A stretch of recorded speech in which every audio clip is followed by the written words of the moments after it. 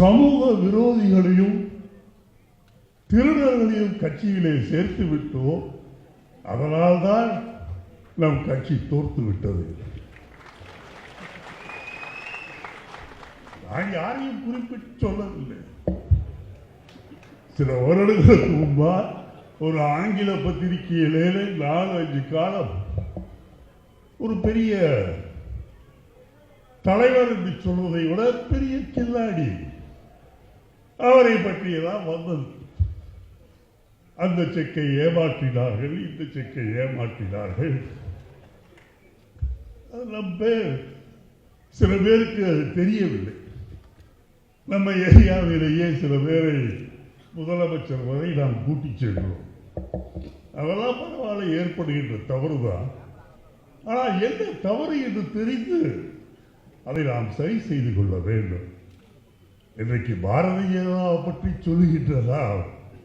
நம் கட்சியிலே ஒரு வேலை எனக்கு தெரியவில்லை, இருக்கின்றார்களா இல்லையா?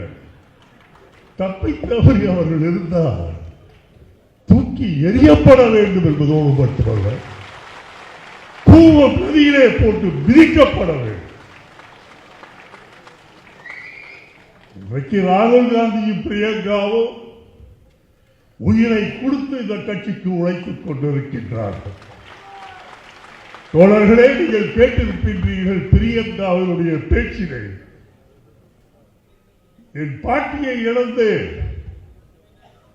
என் கணவனை இழந்து, என்னுடைய அம்மாவினுடைய தாலி பறிபோயிற்று.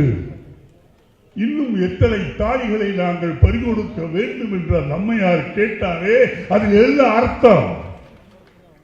எந்த அயோக்கிய சக்திகள் இந்திரா காந்தியும் ராஜீவ் காந்தியும் மாய்த்தளவோ, அதே சக்திகள் இன்றைக்கு சோனியாவையும் இன்றைக்கு ராகுல் காந்தியையும் பிரியங்காவையும் குறிவைத்திருக்கின்றன என்பதை நீங்கள் மறந்துவிடக் கூடாது.